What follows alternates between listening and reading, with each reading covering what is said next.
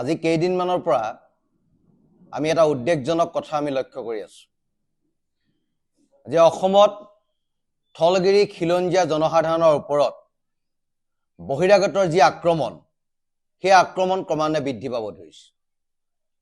সিদিনা ঐতিহাসিক শিৱসাগৰ নগৰৰ মাজমজিয়াত যিটো কাণ্ড সংঘটিত হৈছিল সেই কাণ্ডই অসমৰ ইমূৰৰ পৰা সিমূৰলৈ থকা থলগিৰি খিলঞ্জীয়া ৰাইজৰ বুকু কঁপাই তুলিছিল। আৰু সেই ক্ষোভৰ জুই ক্ৰমান্বয়ে নিৰ্বাপিত হোৱাৰ সময়তে পুনৰ কাৰ্বি আংলঙত এখিনি বহিৰাগতই থলগিৰি খিলঞ্জীয়া ৰাইজক গো বেক টু চাইনা বুলি ক'ব পৰা হ'ল। আৰু আজি গুৱাহাটীৰ মাজমজিয়াত ফেন্সি বজাৰত এগৰাকী আইনৰ ছাত্ৰীক দিন দুপৰতে বহিৰাগতই খেদি খেদি মাৰপিট কৰিব পৰা হ'ল।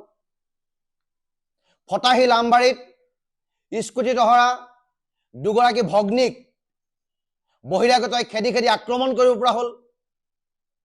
পল্টন বজাৰৰ পেট্ৰল পাম্পত বহিৰাগতই থলগিৰি খিলঞ্জীয়া যুৱকক বুকুত ধৰি মাৰি পেলাই দিম বুলি ক'ব পৰা হ'ল, ফিজিকেলি এছাল্ট কৰিব পৰা হ'ল।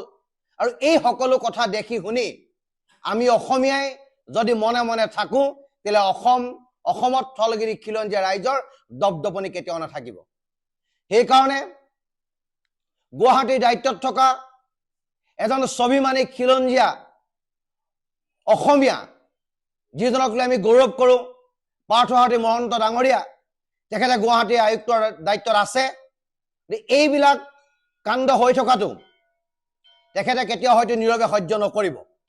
সেইকাৰণে আমি শিৱসাগৰৰ পৰা দাবী উত্থাপন কৰিব বিচাৰিছোঁ যে অনতি বিলম্বে ফিৰিঙতিৰ পৰা যাতে খান্দবদা নহয়, তাৰ আগতেই এই দুষ্কৃতিকাৰীসকলক এৰেষ্ট কৰি জেল হাজতলৈ প্ৰেৰণ কৰিব লাগে। আৰু অসমত যাতে কোনোদিন কোনো কালে থলগিৰি খিলঞ্জীয়া ৰাইজ যাতে নিগ্ৰহিত নহয় তাৰ ব্যৱস্থা প্ৰশাসন আৰু চৰকাৰে কৰিব লাগে। আৰু যদি এই কামটো নকৰে তেতিয়াহ'লে অনাগত সময়ত অসমৰ যি পৰিৱেশ আৰু পৰিস্থিতি হ'ব তাৰ কাৰণে অসমৰ কোনো ৰাইজ জগৰীয়া নহ'ব। কাৰণ এইখন অসম আমাৰ অসম, এইখন অসম থলগিৰি অসম, এইখন অসম খিলঞ্জীয়া ৰাইজৰ অসম।